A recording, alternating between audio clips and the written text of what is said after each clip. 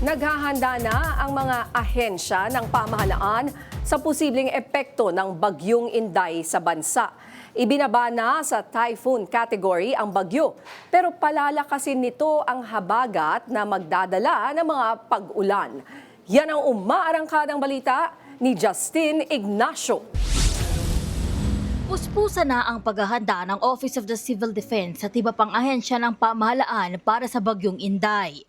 Ayon sa OCD, kabilang sa mga lugar na itinaas sa yellow warning ang Metro Manila, kung saan inaasahan ng 50 to 100 millimeters ng pag-ulan. Ang Metro Manila po kasi ang NCR ay mababa yung threshold kumbaga kahit 50 to 100 millimeter lang ito yung yellow warning na rainfall po may mga areas na tayo dito na binabaha. Kaya dapat po talaga nakahanda itong ating mga barangay dito sa mga NCR. Kahapon, nagsagawa ng pagpupulong ang Metro Manila Disaster Risk Reduction Management Council. Sa panayam ng DZMM kay Mayor Francis Zamora, presidente ng Metro Manila Council, nagsagawa na ng iba't ibang paghahanda ang mga mayor sa Metro Manila. Gaya po ng paniniguro ng ating pumping stations po ay operational lahat. May mga operators po tayo 24 hours a day. May crudo at gumagana po ito.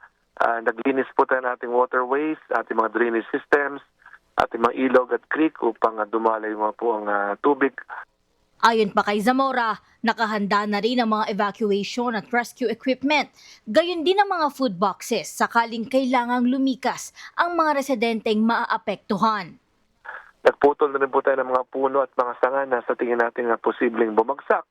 At lahat po yan ay ginawa na ho natin even a few days before pumasok sa Philippine Area of Responsibility itong Super Typhoon Inday. Bagamat ibinaba na sa typhoon category ang bagyong Inday, sinabi naman ni OCD spokesperson Juni Castillo na hindi ito dapat ipagsawalang bahala.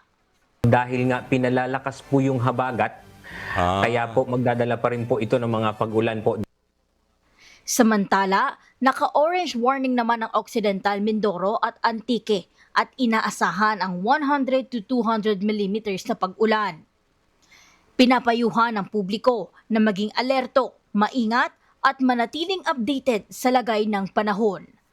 Ako, si Justin Ignacio ng PRTV News, nagseserbisyo para sa Pilipino.